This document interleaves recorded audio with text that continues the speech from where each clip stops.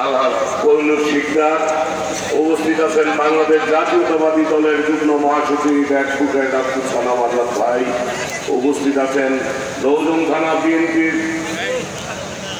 আমার সহকর্মী, প্রত্যেকটা ইউনিয়নের আমার সহকর্মী ভাইয়েরা ও বোনেরা, আসসালামু আলাইকুম।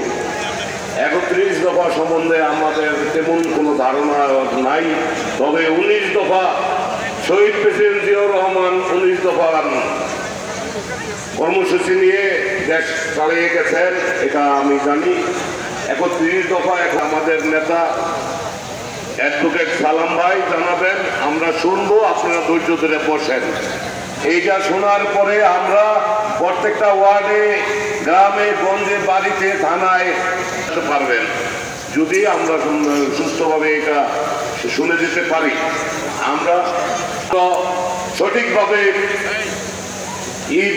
পরিচালনা হোক, সেই লক্ষ্যে এই আশা ব্যক্ত করে আমি আমার বক্তব্য সংক্ষিপ্তভাবে শুরু করছি। আসসালামু আলাইকুম।